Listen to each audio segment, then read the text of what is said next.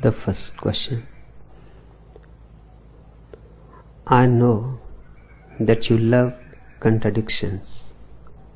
A lot of it I can accept now as two sides of one coin. But today after lecture some questions still arose. On the one side you say, the good and the bad are two sides of the same coin, and both have to be, and the one can't be without the other. On the other side you want to create a better world with your sannyasins. On the one side you tell us not to think in terms of the future. On the other side you are talking about the coming Third World War. On the one side you tell us not to wish anything. On the other side it seems you want to avoid the Third World War. On the one side you say things are okay as they are. There is no goal, nothing to achieve, to change. On the other side, what are you doing here? What are we doing here? I can feel there is an answer, but I can't point it out. Can you?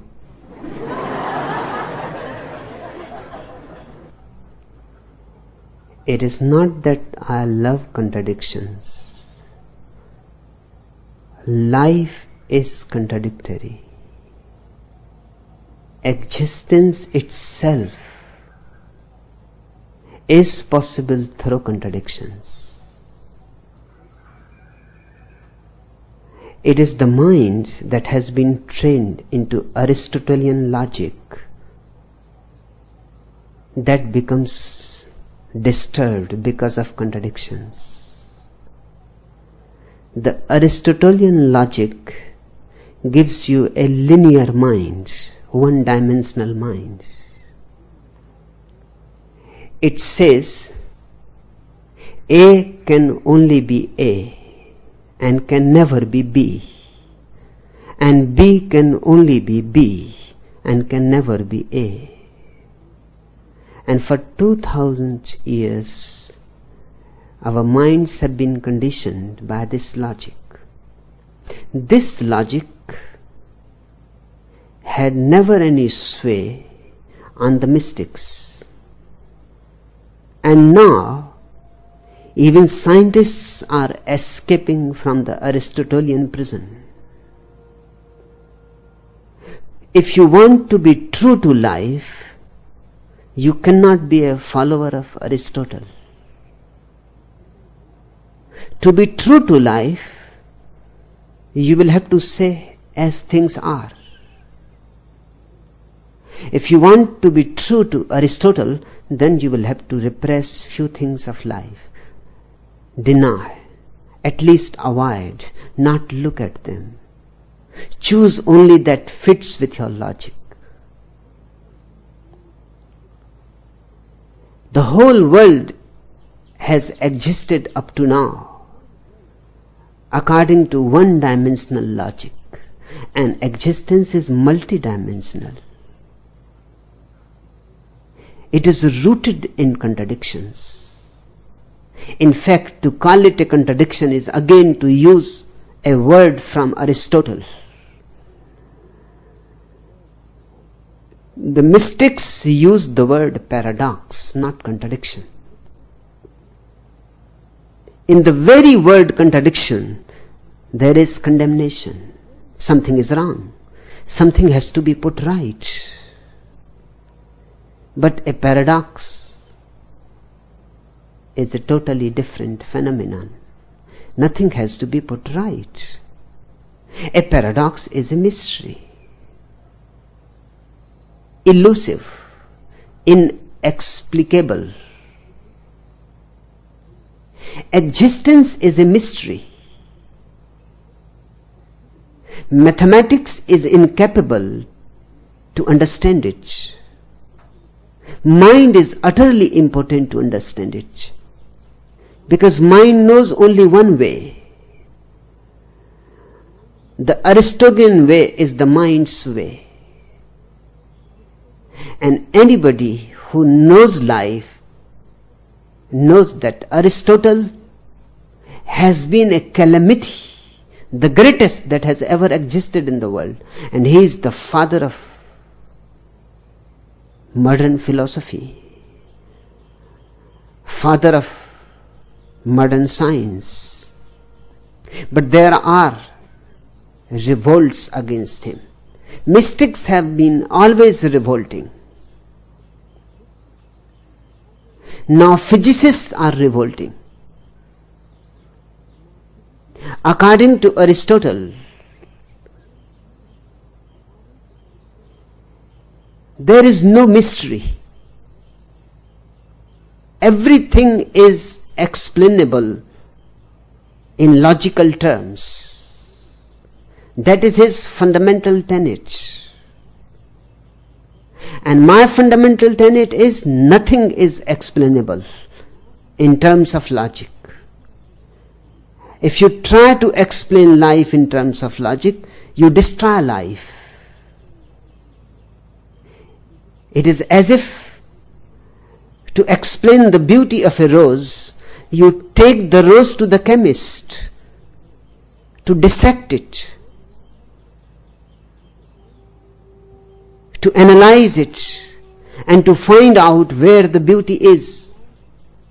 The chemist is capable of analyzing the rose, but he will find only chemicals, not beauty. Beauty will evaporate. Beauty was in the paradox of the rose. It should not be according to logic. And hence logic is very blind.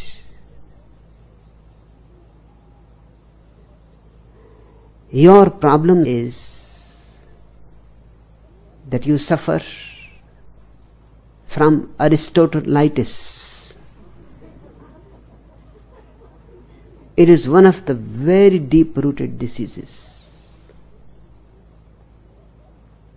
You say, I know that you love contradictions. It is not so that I love contradictions.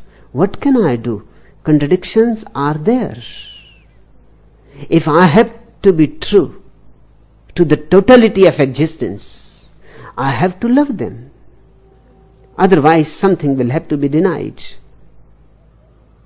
And the moment you deny something, you miss something immensely valuable. And the denial will never allow you to know the whole. And the whole only is true. The parts are only parts. They have some meaning only in the context of the whole. In themselves, they are meaningless. That's why science has created great meaninglessness in the world. It was bound to happen. It is a byproduct of scientific methodology. Science tries to explain everything cleanly, with no vagueness. It wants to reduce everything into clear-cut categories. And it has succeeded. But in its success, man and his spirit has failed. The success of science is rooted in Aristotle. But man's failure, the failure of his joy, the failure of his love, the failure of his capacity to sing, dance and celebrate is also rooted in Aristotle. But there are clear-cut signs of revolt, particularly within these 30-40 years. Many great scientists have revolted against Aristotle. The first one to revolt was Albert Einstein. Aristotle is very absolutistic. A is absolutely A and never B. Man is absolutely man and never a woman. He believes in the absolutes. And Einstein brought the idea of relativity. He said absolutes don't exist. There are only relative things. A man is relatively more man than a woman. And a woman is relatively more woman than a man. But the question is not of absolute distinction. They overlap. And you may be a man in the morning, and you may not be a man by the evening. You may be a woman by the evening, and you may not be a woman in the morning. You are not one-sided. You have many sides. Have you not seen a woman in anger? Then she is more masculine than any male. And have you not seen a man when he is in love? His tenderness, his feminineness. He is more feminine than any woman can ever be. When a woman is in anger, enraged, her whole denied part starts functioning. And the denied part is very vital and alive because it has been never used. I have heard a future story. A man went into a hospital to purchase a brain because his own was not functioning well. He wanted to replace it. The surgeon took him around. There were many brains available. He showed him the brain of a scientist. The price only 100 rupees. The brain of a great, famous, well-known mathematician, and the price only 200 rupees. And the brain of a great general, and the price only 300 rupees. So on and so forth. And then he came to the brain of a great political leader, and the price was 10,000 rupees. The customer was a little puzzled. He said, "What do you mean? Do you mean that the politician has a greater brain than a great Nobel Prize winner scientist?" The surgeon said, "Don't please misunderstand us. Not that the politician has a great brain than the scientist or the general or the mathematician or the poet, but this is the brain which has never been used. It is brand new, hence the price. Whatsoever is not used and denied in you remains very vital. Hence a woman enraged is far more dangerous than a man. And if you have been in relationship with a woman, you know it perfectly well. She can drive you crazy.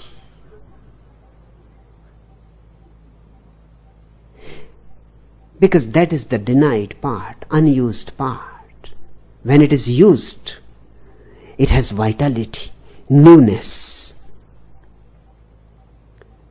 And when a man is tender, loving, he is more tender and loving than a woman.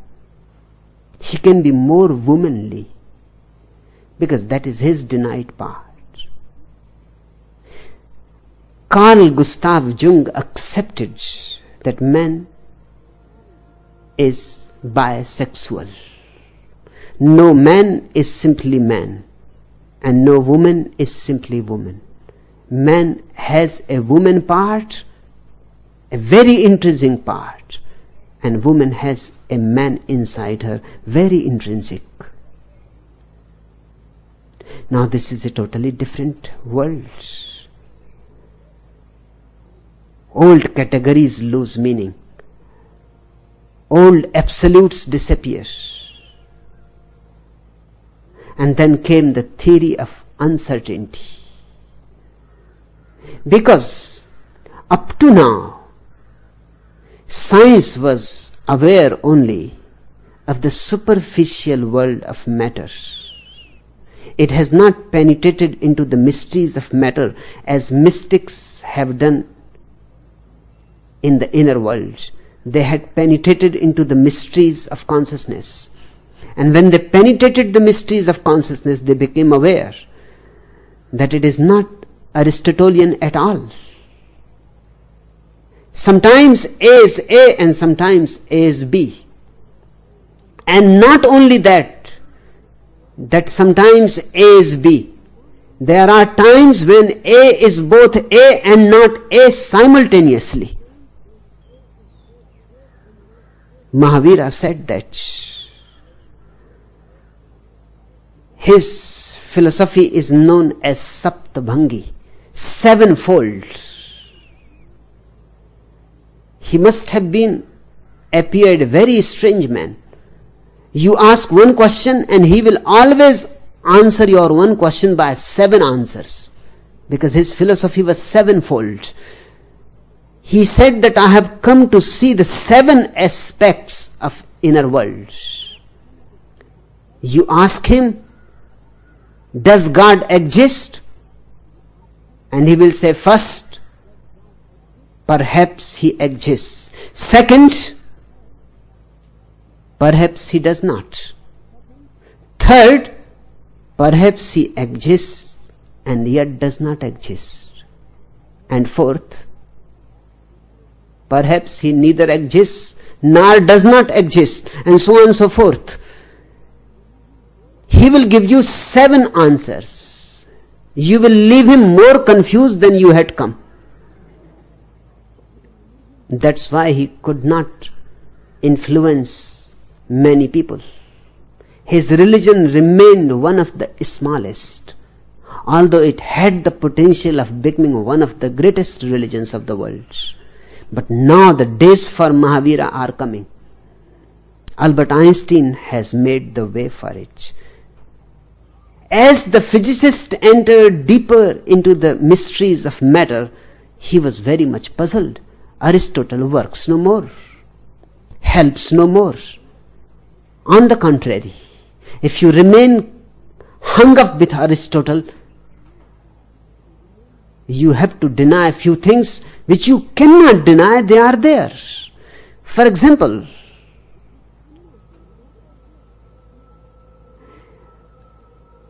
the matter does not exist at the deepest level of matter.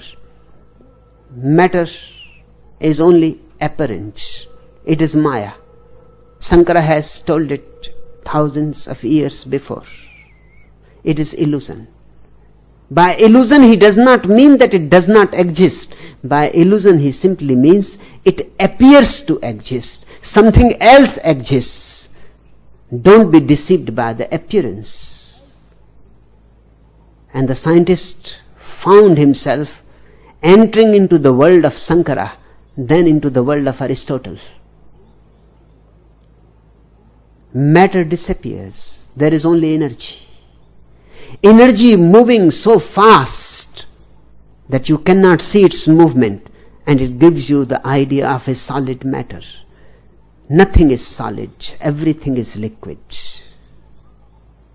And when there is nothing solid, what meaning the word liquid can have?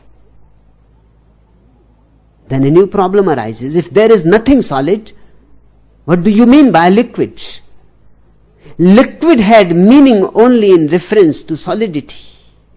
The moment the solidity disappears, liquidity disappears, and you are dumb, in awe. Only energy is. And the ways of energy are very paradoxical, very mystic. One particle of energy jumps from its place to another place, continuously jumping. It is taking a quantum leap. The word quantum leap comes from quanta. Quanta means the ultimate particle of energy. And quantum leap means a very different leap than you understand by the word leap. When the ultimate particle of energy jumps from place A to B, the phenomenon is very mysterious. He simply disappears from A and appears at B, and you cannot find him in between anywhere. You come from your place to me, you will be found in between. How can you just jump from your place to my place? Even if you jump, you will have to pass through. Even if you take the fastest plane, still you will be in between. But the ultimate particle of matter simply disappears from one place and appears at another place, and you cannot find him in between at all. Now what to make out of it? It should not be so, but it is so. First, scientists tried that we must be missing it. Maybe we don't have sophisticated instruments. How it can be? The old Aristotle was haunting them. It must be somewhere in between. But now we have sophisticated instruments. It simply disappears. It becomes unmanifest on one place and becomes manifest again on another place. What happens in between? Nothing can be known because it becomes unmanifest. It simply disappears from existence. It moves into a totally different dimension which is not known at all and may never be known at all, because it is the unknowable. And it was thought always, according to Aristotle and Euclid, that a point can never be a line. It was found by the physicists that the point can be both together. It can be a particle and a wave. It can be a point and a line. Euclidean geometry used to say, you must have read it in the schools, that two parallel lines never meet. Now there is something like non-Euclidean geometry which says they meet. What to make out of it? Euclidean geometry says you can draw a straight line. A straight line is the shortest distance between 2 points. A well-known definition. Every schoolboy knows about it. But non-Euclidean geometry has come with great force and is changing the whole course of scientific thinking. Non-Euclidean geometry says you cannot draw a straight line at all. It is impossible to draw a straight line. Why? Because you are sitting on an earth which is round. So whatsoever you draw, it appears straight because you don't know that you are sitting on a round globe. You go on drawing the line, and soon you will come that it becomes a circle, because it will cover the whole earth. And a straight line cannot be a part of a circle, obviously. If it is a part of a circle, it is not straight.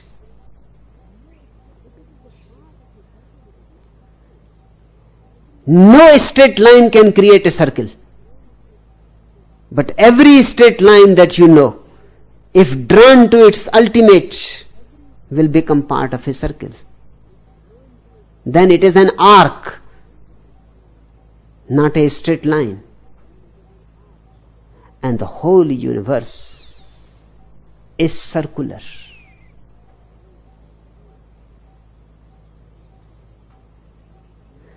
The whole universe, all the movement is circular. Everything is a circle. Straight lines are not possible. They are imaginary lines. Mystics have always talked in paradoxes. Now physicists are talking in paradoxes. And the reason is the same. Mystics entered reality through their being and came across the mystery. Physicists are coming across the same reality from another door, the outward door. I am not in love with contradictions. It can't be helped. Existence is a paradox. You say a lot of it I can accept now as two sides of one coin. That is again a hangover from Aristotle. I have to talk to you many times just not to disturb you too much too early. That these are two aspects of the same coin. Then it becomes a little acceptable to you. You can accept one coin can have two aspects, and they must be facing in opposite directions. You can accept the negative and the positive.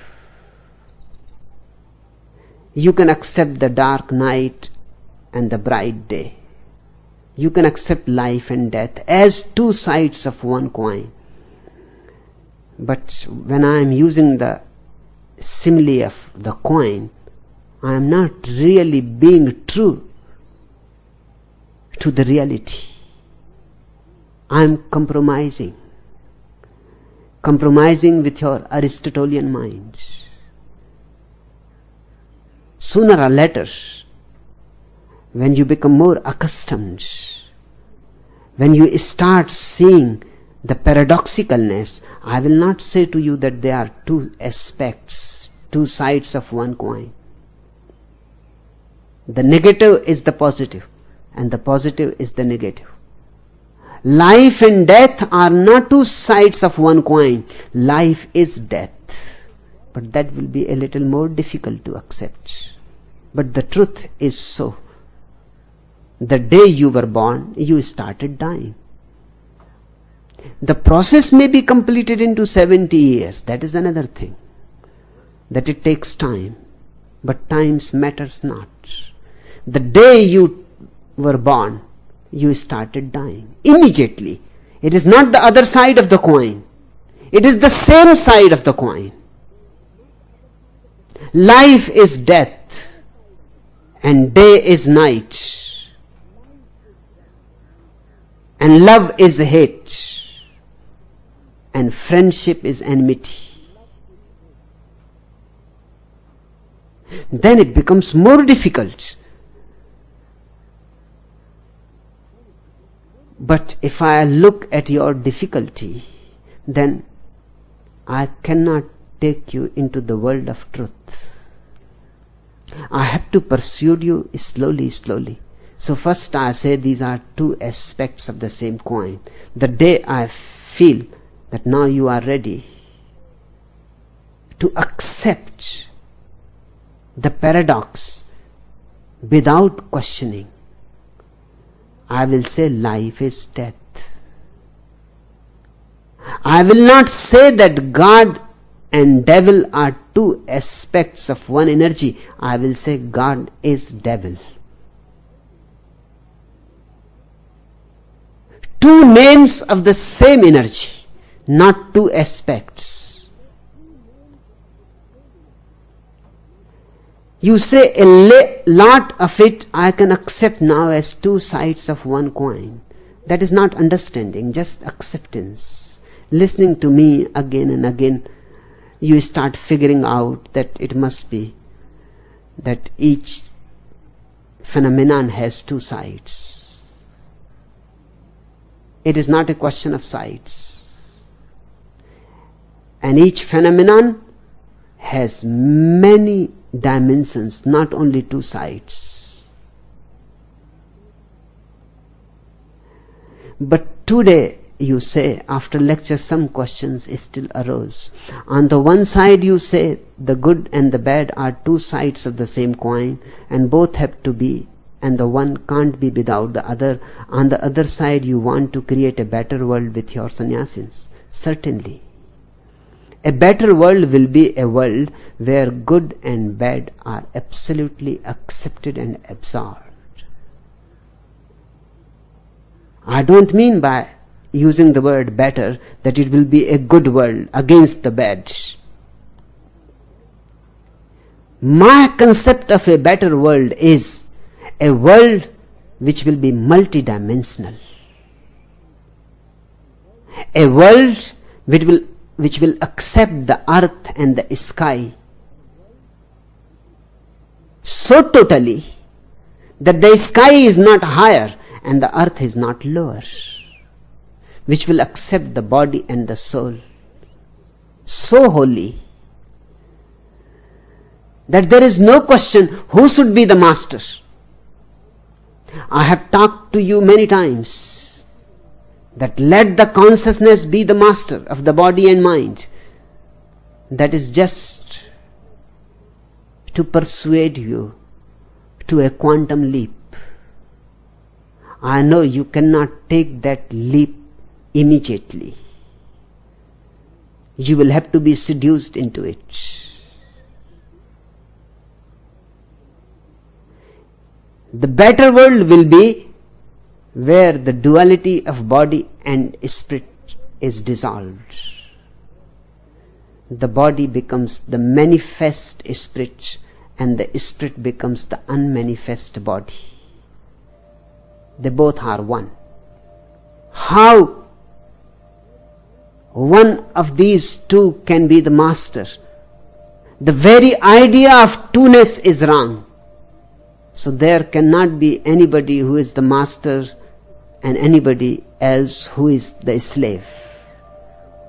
You are one entity. I talk to you in terms of from sex to superconsciousness, because you cannot understand right now unless some hierarchy is brought to you. From sex to superconsciousness, even that becomes very difficult to rotten old minds, orthodox, conventional people to understand. Why I ask from sex to superconsciousness? But please don't tell it to others. Sex is superconsciousness. Not from sex to superconsciousness, but sex is superconsciousness. There is no higher, no lower. There is no from and no to. There is no journey. You are already there as you are. But to assert such pregnant truths, I have to prepare you.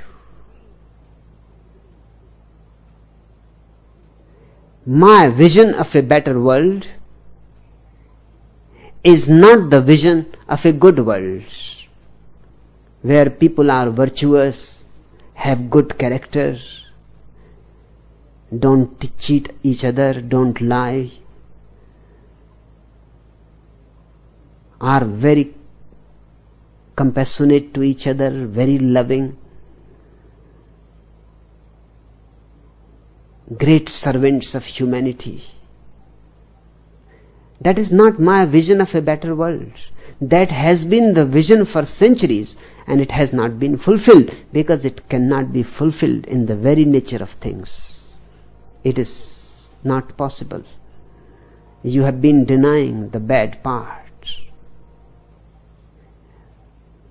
For me, a real sannyasin will neither be good nor bad in the old sense of the words. He will simply be.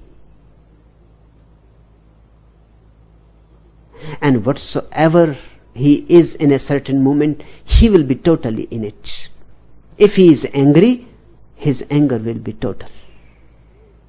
If he is loving, his love will be total. The old idea of a good man was that he will never be angry.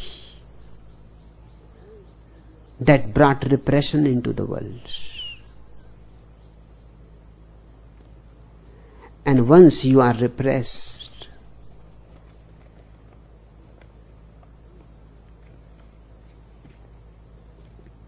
you go on and on living with your repressed part. The repressed part remains a burden because it has not been absorbed. Once absorbed, it releases great energy in you. It makes you vital. It makes you passionate. It makes you throbbing with infinite life. Repressed, you are divided in two. You are cut into two. You live, but your life is only so-so. Sisters Maria Theresa and Mary Elizabeth were walking down a street when they were grabbed by two men, dragged into an alley and raped. 20 minutes later, the nuns continued their stroll. "What is Father going to say?" said Sister Maria Theresa, "when we tell him we have been raped twice." "What do you mean, twice?" asked her companion. "Well, we are coming back this way, are not we?" Repress something, and it will come from the back door. It will find its way. It will control you from the unconscious. You cannot get rid of it so easily. In fact, there is no way to get rid of it. It is part of you. So organic a part that you cannot be alive if you cut it off. That's why your saints look so dead. And the deadlier they are, the more you respect them. Just few days before, a man came to me and he was saying about a saint who is known in the north of India, Devarha Baba, as the ageless saint, because at least this much is certain that he is 150 years old, more maybe.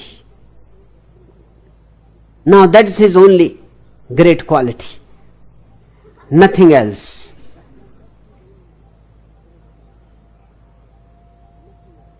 The man was very much impressed. He said, "I am a disciple of Devarha Baba." I asked him, what is great in it to live 150 years? Many animals live. Many trees live for thousands of years. There are trees 4,000 years old. There are animals who live easily 100 years, 150, 200 years. And I told the man about an experiment. Scientists have discovered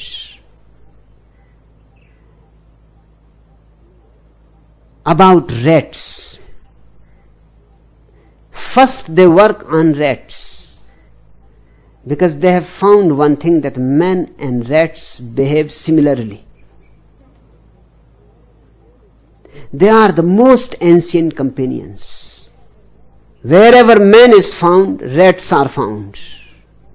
And wherever rats are found, man is found. Their companionship seems to be eternal. Only two are man's eternal companions, rats and cockroaches. Wherever man is, these two things are always there.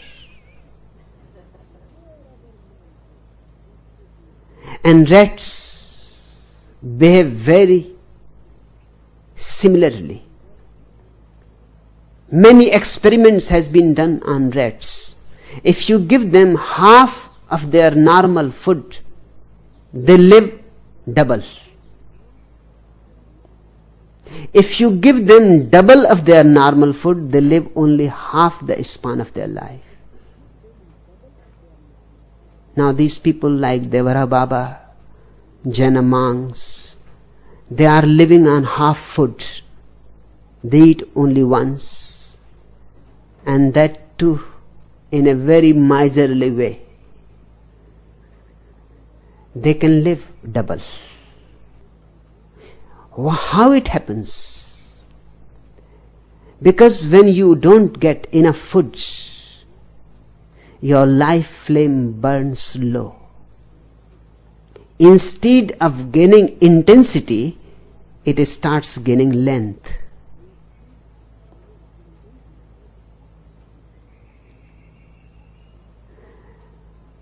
In colder countries, people live longer than the hotter countries. Because in colder countries, you cannot live so passionately, so intensely. The cold prevents you. In hotter countries, you are more passionate. Hence, it is not strange that first book on sexology was written in India, the Kama Sutras of Vatsyayana. And it is not strange that the most strange sexual stories have been written in the very hot countries like Arab.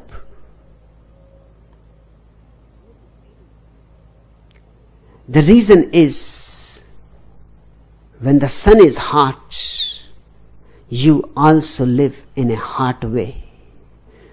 When there is no sun and it is all cloudy, your life also burns low. Food is a fuel.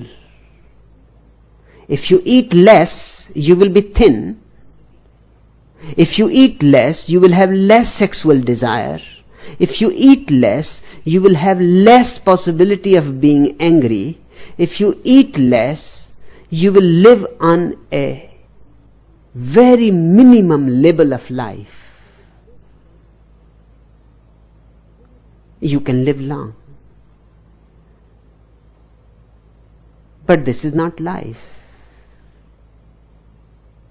Then why not get frozen in a deep freeze? Then you can live forever.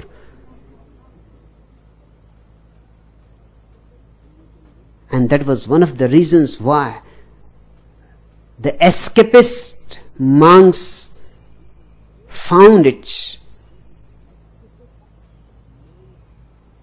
a great attraction to go to the Himalayan caves. It is a natural way of living a frozen life. And not only they escaped to the Himalayas, they tried to live without clothes, naked or almost naked. If your body remains too cold, your blood is nothing but frozen, then you can live long. But length has no value. Time has no value, and length is in time. Depth has value, and depth is a totally different matter. When I say a better world, I don't mean people will be living for 200 years, 300 years because they will be great saints. I simply mean people will be living passionately, totally, wholly. Even if they live a very small life, their life will be a fulfillment. My idea of a better world is not your idea of a better world, Suresh.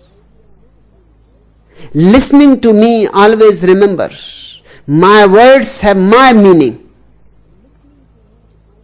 and become capable of separating your meaning from my meaning.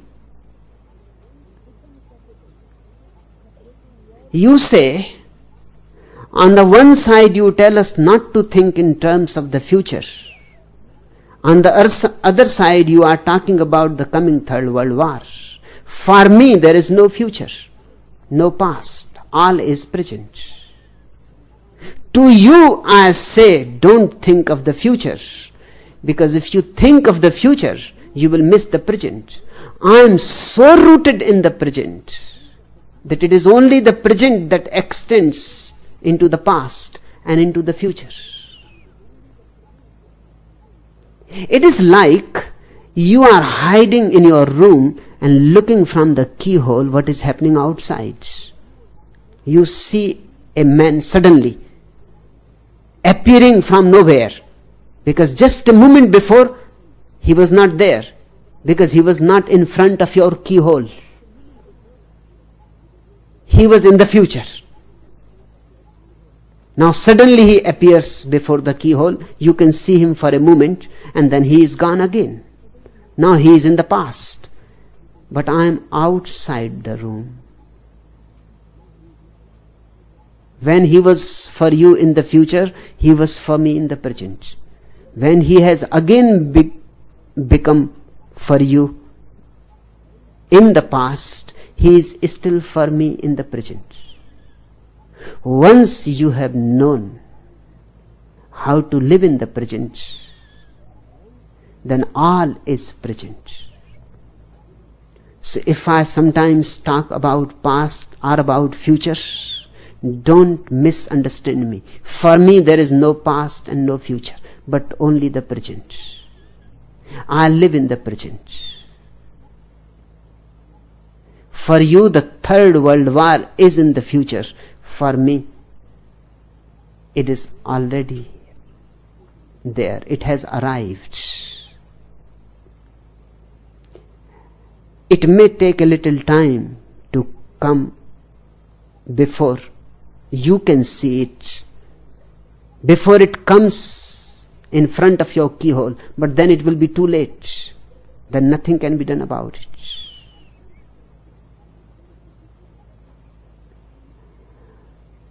And you say, on the one side you tell us not to wish anything, on the other side it seems you want to avoid the Third World War. I don't want to avoid anything,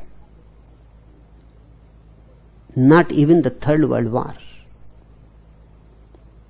but I want to become a help to you so that you can be aware of it. And Third World War can be used as a device for your awareness. If you become alert that this earth is going to die, your life will be transformed. Jesus used to say again and again, watch, beware, the day of judgment is very close by. In your this life, you will see it happening. It has not happened up to now, but it was a device. Jesus was creating a situation in which people can become aware that the time is very short and much has to be done, and we should not go on playing with stupid games, money, power, prestige. It happened in the life of a great mystic, Eknath. A man used to come to him for years. must have been a man of a very philosophic bent. He will ask again and again, Eknath, that I cannot believe that a man can be so innocent like you, so saintly, so holy.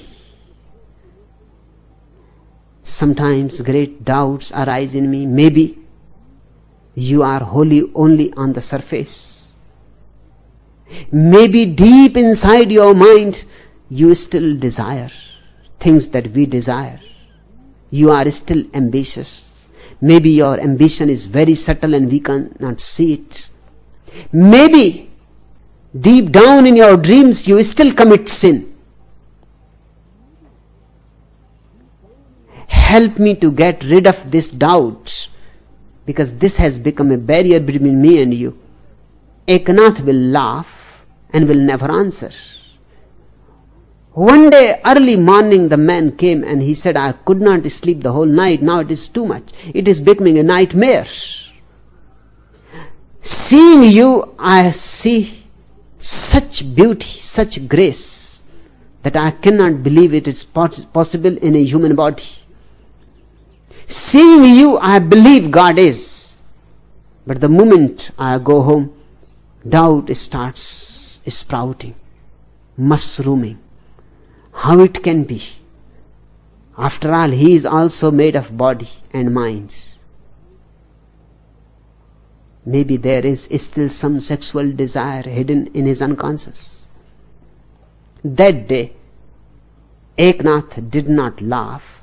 On the contrary, he looked very serious and said, friend, today I have to impart something very essential, urgent to you. And before I discuss your question, I would like to say what I have to give to you, because I may forget. If I go on discussing with you, I may not remember. The man said, what is that? What is that which is so urgent? Eknath said, just the other day, by chance I looked at your hand and your lifeline is finished. Just a little fragment is left. 7 days at the most. Today is Sunday. I don't think you will be able to survive the next Sunday. By the next Sunday evening, you will be gone. Now you can ask your question. The man stood up. He said, what question? I will come again. Eknath said, wait, why there is so much hurry? It is time enough, 7 days. The man said, you say it is time enough, 7 days? I can't waste on stupid doubts. And what I am to do about you, whether you suffer from sexuality or sin, that is your business. I am going home. Eknath tried to hold him, but he escaped. He said, I have no time for philosophical matters anymore. Just a moment before he had come, he was so strong, so young. And just a moment afterwards, when he was getting down the steps of the temple of Eknath, he was shaking and trembling. He had to take the support of the wall. He went home, he gathered his family, and he said, only 7 days are left. And I am going to die.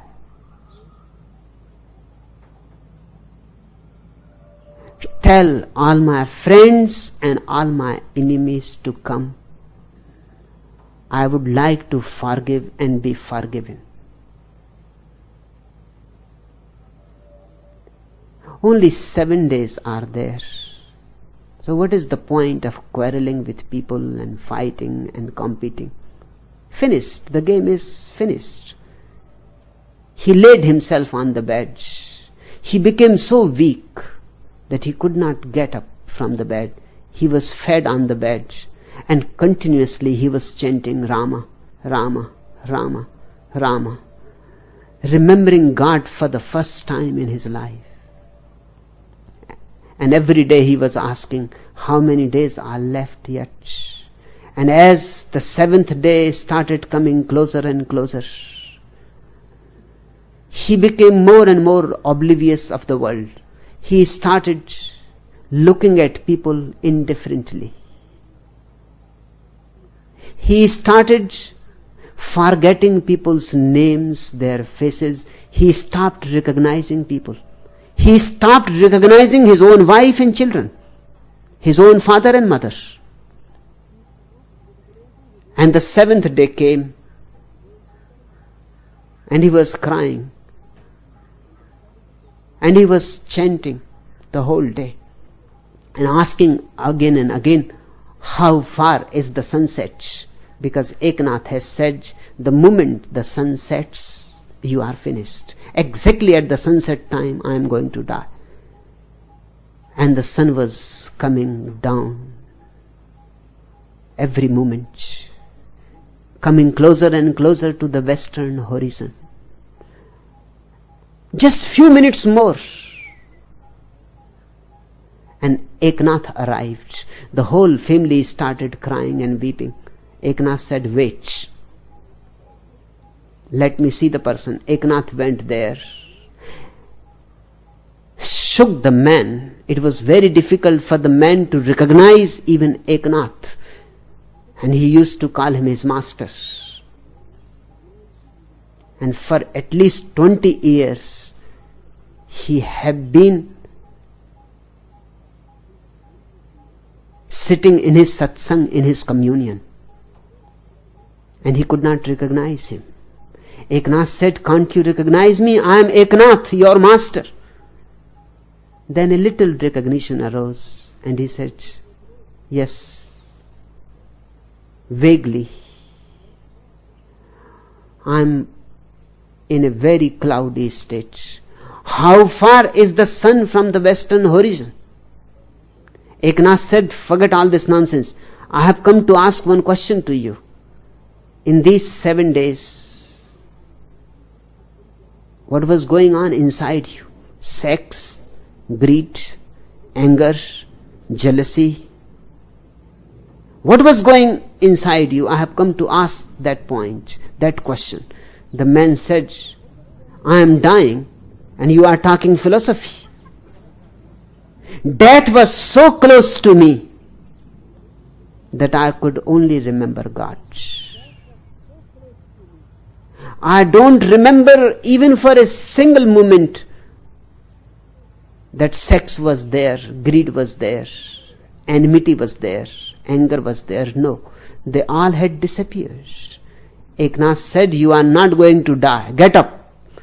This was just an answer to your question.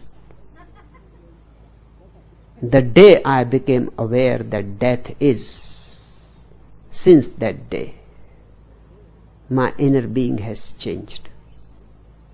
How does it matter whether death is to come in 7 days or 70 years? Once you become aware that this life is going to slip out of your hands, it has already slipped.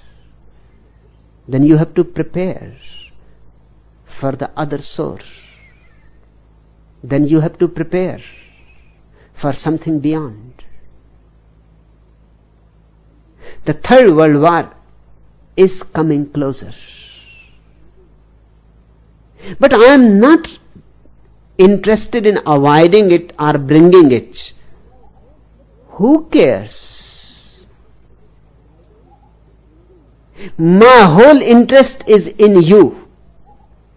And I want you to become aware that this earth is not going to live for long. If this becomes an awareness in you, it will be a transforming force. And if millions of people are transformed in this way, this earth may be saved, but that will be just a payoff, a consequence. I am not desiring that the world should be saved. It is such a stupid world, it is such a stupid humanity. If it is gone, it is good. I am not very much interested in saving this stupid lot. They have lived here for millions of years, and they have proved only a burden and a corruption.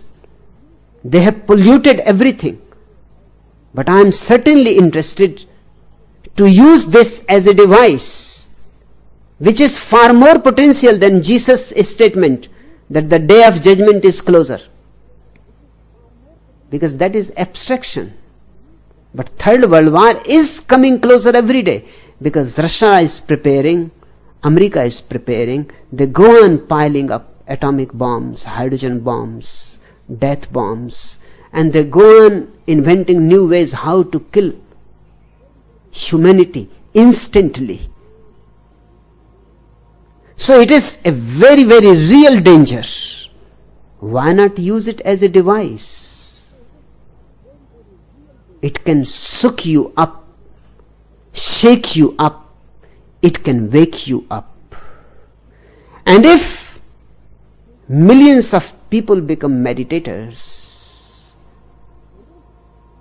there is a possibility the world war may not happen. But that is not my interest. My interest is to save people. People who are worth saving.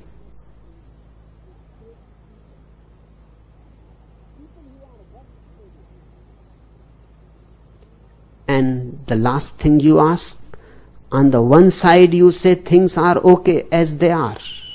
There is no goal, nothing to achieve, to change. On the other side, what are you doing here? Just explaining this to you. That there is no goal, that there is nothing to achieve, that everything is good as it is.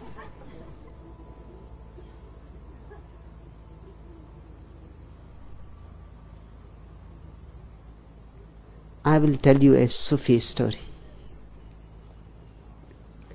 There is a story told by Sufis about a man who read that certain dervishes, on the orders of their master, never touched meat and did not smoke.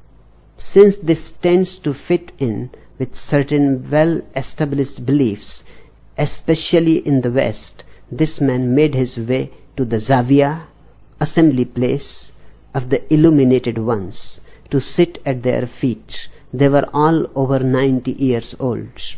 Sure enough, there they were, not a spot of nicotine or a shred of animal protein among them, and our hero gasped with delight as he sat drinking in the unpolluted air and tasting the bean curd soup which they provided. He hoped that he would at least live to 100.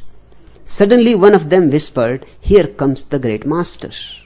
And all stood up as the venerable sage came in. He smiled benignly and went into the house, heading for his quarters. He did not look a day over 50. "How old is he, and what does he eat?" asked the enraptured visitor.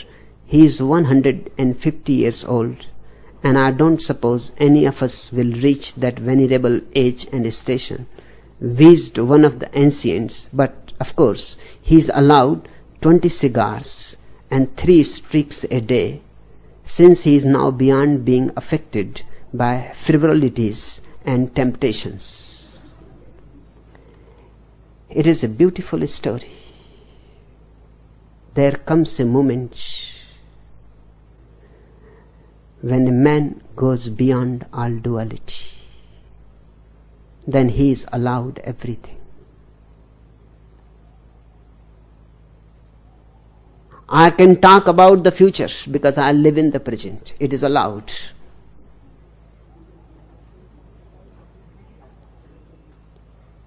and I can talk about saving the world from the Third World War,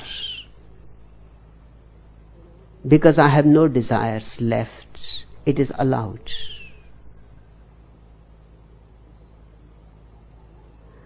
I can go on teaching you day in, day out, year in, year out, saying continuously, hammering continuously, there is no goal, no purpose, nothing to achieve. Still it is allowed to me to teach you. Why it is allowed to me to teach you? Because I am not a teacher anymore. And I am not giving you a doctrine. And I am not giving you a character. And I am not giving you a discipline. I am simply imparting my joy that has happened to me. With me, all is okay. Third World War or no World War. If Third World War happens, I will be the same. If it doesn't happen, I am the same. If Third World War happens, if you are alive and I am alive, I will continue. The morning discourse, the evening darshan, everything will continue. Third World War will go on, destroying the earth, and I will go on doing my own thing, not being bothered by it at all. It does not matter. Drop the Aristotelian mind. Only then you will be able to understand me well, to understand me at all. The second question. I have been so much conditioned as a Catholic that I see no hope for myself. Can you still help me? Maria.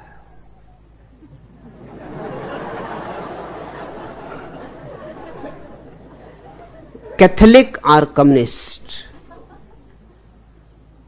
Mohammedan or Maoist, Jaina or a Jew, it makes no difference. It is all the same. Of course, Catholics do it more systematically than Hindus, more scientifically. They have developed a great expertise of how to condition people. But all the religions are doing it more or less. All the societies are doing it in their own way. Everybody is conditioned. The moment you are born, conditioning starts from your very first breath. It cannot be avoided. The parents will condition you. The children you will play with will condition you. The neighborhood will condition you. The school, the church, the state. And consciously, not much conditioning is being done, but unconsciously, the child goes on and on accumulating. The child learns by imitating. So don't be worried. This is the normal situation in the world. Everybody is conditioned.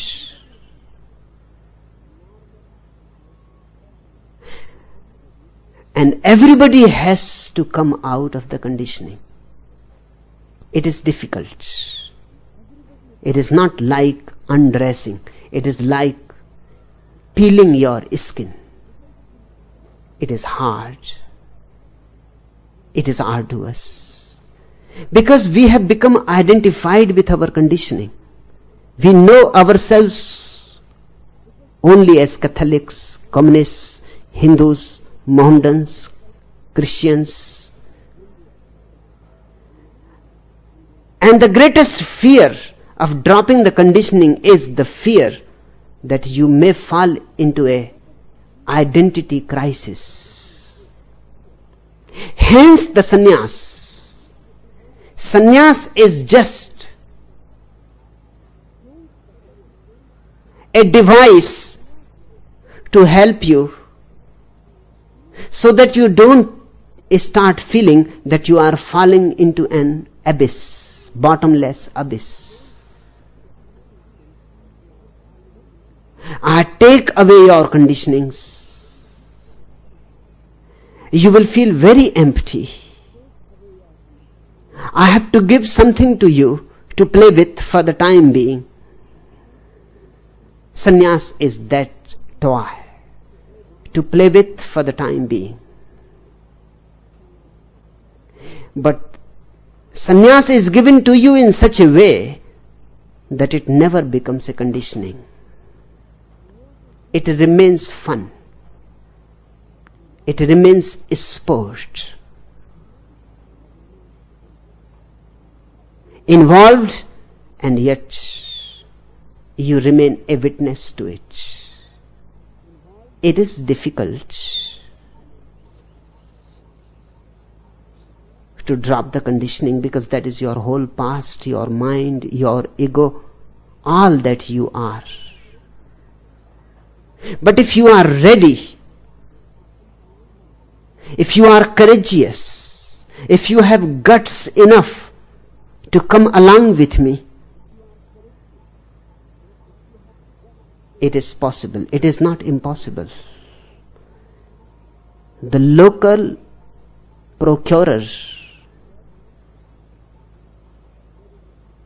in New Delhi grabbed the distraught tourist stepping down the aeroplane. I got a nice young girl for you, 12 years old, a virgin. When the tourist refused, the procurer said, then I got a nice young boy for you, 12 years old, a virgin. Look, wrote the tourist, I don't want a girl, I don't want a young boy, I just want Morarji Desai. Murmured the procurer, a little difficult, but I try. It is a little difficult, but I try. Maria, give me a chance to try. It has happened to so many people. I have so many Marias.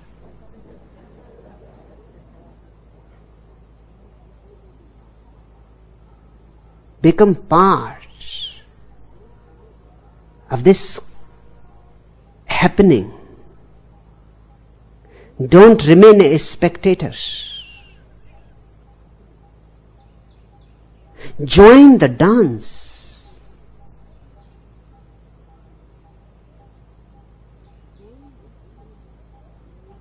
My invitation is for all. My invitation is unconditional. Whatsoever conditioning you have got can be dropped because it has been enforced on you from the outside. And because it has been enforced on you from the outside, it can be taken away from you from the outside. I cannot give you God. I cannot give you truth. I cannot give you your inner core, but I can take all the rubbish that has been heaped upon you. And once that rubbish is removed, God starts becoming alive in you. Once all the obstacles are removed, the spring of your life starts flowing. the innocence is regained. Innocence regained is paradise regained. You enter again into the Garden of Eden. And one thing is certain, Maria, that you are not contented with being a Catholic. How anybody who has any intelligence can be contented by being a Catholic or a Hindu or a Jaina or a Buddhist? All these sects are dead. It was beautiful when Jesus walked on the earth. To have followed few steps with him would have been a tremendous transformation. Those few people were fortunate who broke bread with him, drank wine with him, must have laughed, danced, sang, celebrated. Those few people were real Christians. How can you be a Christian if Christ is missing? And how can you be a Buddhist if Buddha is not present?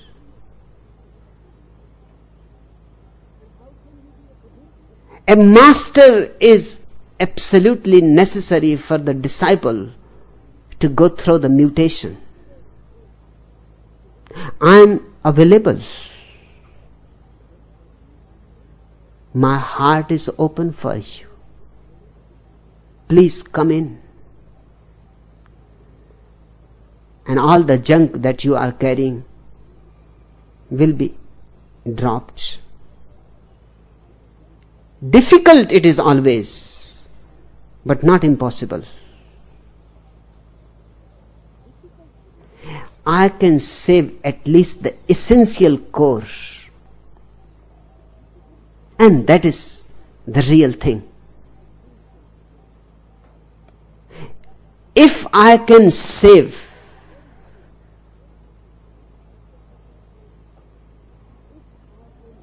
your very center, then let the circumference remain Catholic, Communist, Hindu or Mohammedan. It cannot affect you. There was this King Edward Potato who one night decided that he fancied a night out on the town. So he jumped in the tub and had a scrub, put on his best red jacket and went up west. Sitting in a bar, he spied this luscious young tomato. So he thought to himself, I fancy that I will chat it up. In the corner of the pub was a bunch of punk carrots, green hair, everything. One of them turns to the other and says, hey, yon potato is chatting up your tomato. The other says, I am not having that. We will get him at checking out time.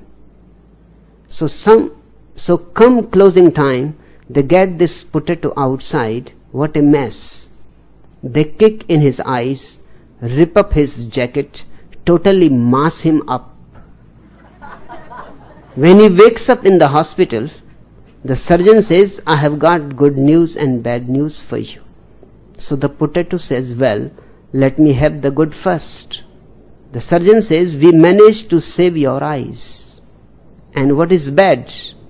You will be a cabbage for the rest of your life. I can save your eyes. And that's what matters. Then you can be a cabbage or Catholic, whatsoever you want. On the circumference, you can be anything. But at the center, become consciousness Become a witness. Your being a Catholic or Hindu or Mohammedan is a content of your consciousness. Don't get identified with the content. Remember that you are the watcher. There is Catholic upbringing, there is Mohammedan conditioning, there is Hindu hypnosis. Watch. They are separate from you.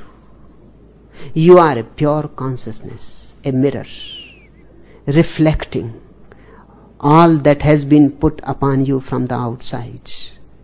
Once you know that you are separate, you are free from all conditioning.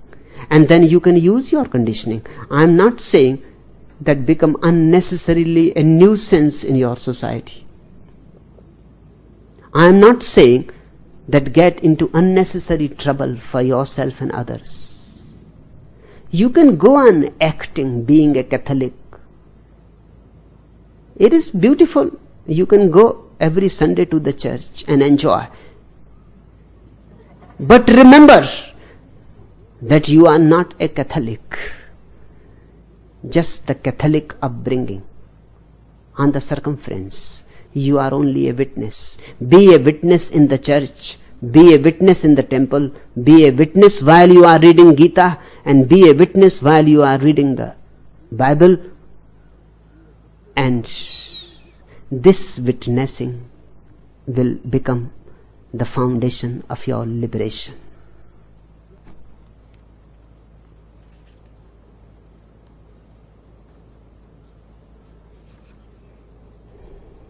The fourth question. Once I thought about energy as if energy was mine, and I liked to think that I had a lot of energy. Now I have realized that I am only a passage, a medium, a vehicle for the energy, for the divine. So how come that sometimes I am so full of energy and overflowing from each pore, feeling that it is impossible to contain that much, and I will explode, and after a few hours I am empty with no energy, even to say that I would like to have more energy? Is there no way to keep the flow of energy constant? And again, sometimes I feel such appetite for life that literally I am going around hugging everybody, and I would like to hug trees and stars and flowers. And then after a few hours I feel that life is no longer worth living, and it is only out of respect for life that I don't kill myself. But I start asking God, please take back your life. It is too painful and boring. Is there some relation between these phenomena? Would you please talk more about energy?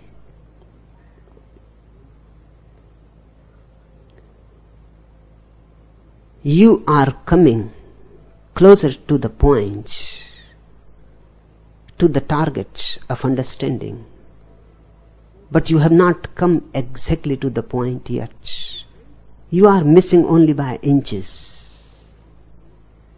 You say, once I thought about energy as if energy was mine, and I realized to think that I had a lot of energy. Now I have realized still that I continues. Before it was identified with energy, now it is identified with realization. Now I have realized, you say, that I am only a passage, a medium, a vehicle for the energy, for the divine. To be a passage means you are no more. You cannot realize that I am only a passage, otherwise you are still there. And if you are there, you cannot be a passage. You have to disappear completely. Nobody remains there to realize that I am a passage. Then you are a passage. That's why this problem is arising. Sometimes you are less and sometimes you are more. When you are less, more energy is flowing. When you are more, the flow stops.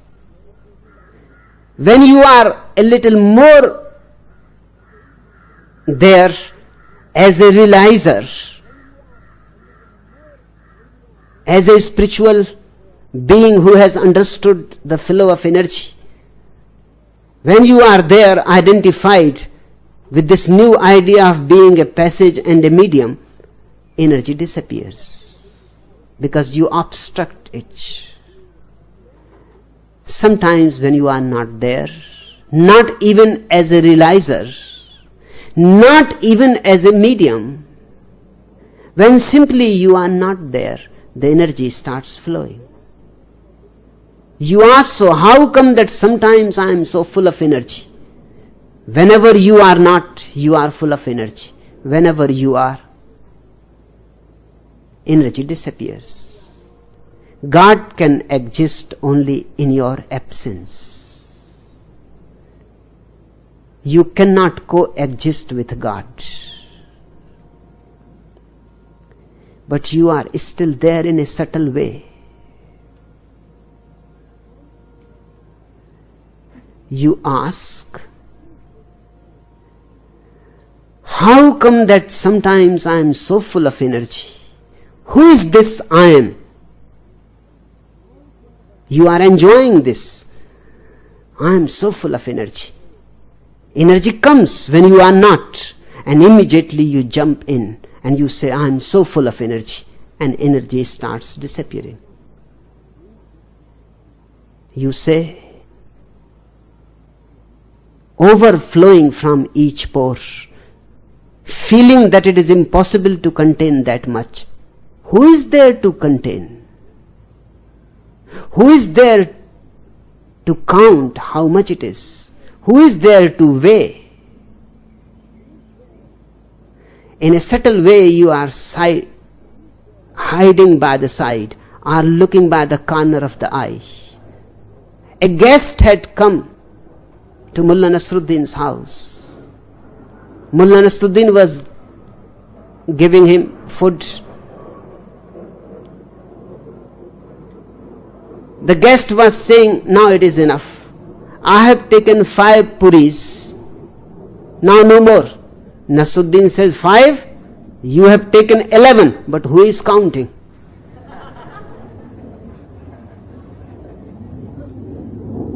This is also counting. Who is there to contain? You jump in. It always happens. Not only with you, Sarjano, it happens with everybody. Whenever those rare moments come when you are not, energy flows. Suddenly the mind recoils, comes back, feels great. So much energy, impossible to contain, and immediately you fall to the opposite polarity. You say, and after a few hours I am empty, with no energy even to say that I would like to have more energy. Is there no way to keep the flow of energy constant? Who wants to keep the flow of energy constant? Just see the point. It is you. The old habit goes on returning back in new ways. Rosenfeld, a New York men's clothing manufacturer, was returning to America after a business trip to Israel. On the way back, he decided to stop off in Rome and take in the sights. 2 weeks later, he finally arrived home. How was the trip? Asked his sales manager. Fantastic, replied Rosenfeld. In Israel, I sold 1,000 more suits than any of us expected. Then I stopped off in Rome and saw all the historical sites. I got in with a sightseeing group and we had an audience with the Pope. The Pope himself? You don't say? Exclaimed the sales manager. What does he look like? Ah, said Rosenfeld, I would say about a 44 sort. A tailor is a tailor. A businessman is a businessman. Even if he goes to see a Buddha, he will come with this information, a 44 sort. They say that the shoemaker never looks at people's faces. He goes on looking at their shoes. In fact, that is his only way to judge about people. Seeing the shoe, he knows whether you have money in your pocket or not. He knows how things are going in your life. Are you happy or unhappy? In fact, a good shoemaker can predict about you everything just by seeing it at your shoes. The psychoanalysis of the shoe will show everything about you. Old habit, and it is with everybody. The I is the most ancient habit. For millions of lives we have carried it. So it comes again and again. You will have to be a little more watchful, a little more alert. Who wants to keep the flow of energy constant? Exactly. The same entity that wants the flow to remain constant is the cause of it not being constant. Be a little more alert. Mrs. Hatton wanted to scare her husband out of his terrible drinking habit. One night she dressed up like the devil and waited for him in an alley. Soon the bar closed for the night and Hatton staggered toward home. Mrs. Hatton jumped out at him and yelled, "Yeah, I am the devil." Hatton held out his hand and said, "How do I do? I married your sister." This is awareness. Even drunk, learn a little more awareness. Be aware. The I will come in many forms, shapes, disguises. It can become spiritual, it can become holy, it can become saintly, godly. It can do every possible way to save itself. When you are feeling full of energy, you are not. Hence great love arises. The ego poisons love. You start hugging people, trees. People have complained to me, and trees too. Because they may not be in the same energy space as you are, such, be a little watchful.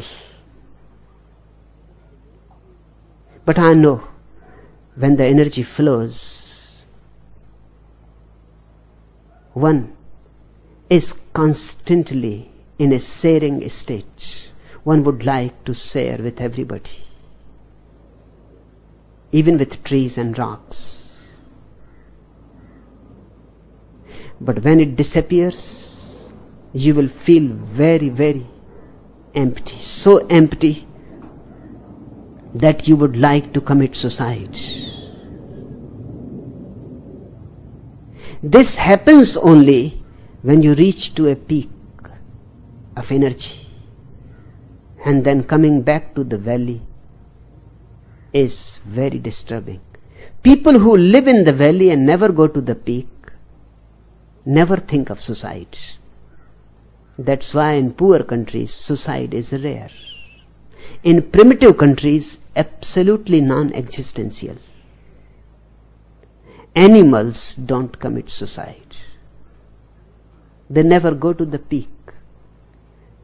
Because they don't know anything about the peak, they never feel the ugliness, the darkness of the valley. Because they have never smelled the fragrance of the divine. They never can smell the stinking existence that they are living. So this is going to every sannyasin, this is going to happen. You will reach to peaks of joy, and then when you will fall from the peaks, the only desire will be to be finished with it all. But the fall is not happening on its own. You are the cause of it. It can be stopped. And the only way to stop is when you are on the peak, enjoy the sunlit peak, the pure air, whispering of the clouds, closeness of the stars, enjoy that. And when you fall into the peak, enjoy the darkness of the valley, the dangers of the valley. And don't bring yourself in. Both are good. In fact, the valley will allow you a little rest so that you can again be ready to go to the peak. The valley is a kind of a sleep. It is needed after a day's hard work. Tomorrow morning you will be again rejuvenated. You can again track your path towards the peak. Enjoy both. And you can enjoy both if the I disappears. And if the I disappears, then I would like to give you the real mystic statement about it. If the I disappears, there is no peak, no valley.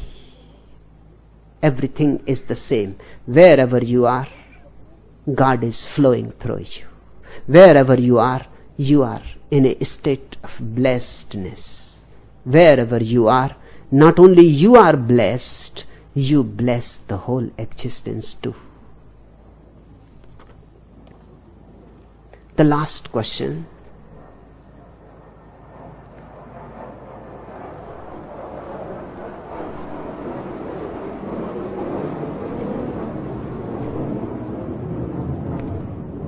Are all enlightened masters rascals like you? To me, your rascaliness is even more predominant than your joke telling. Are you trying to trick us all into enlightenment? 1001 thanks for the compliment. Enough for today.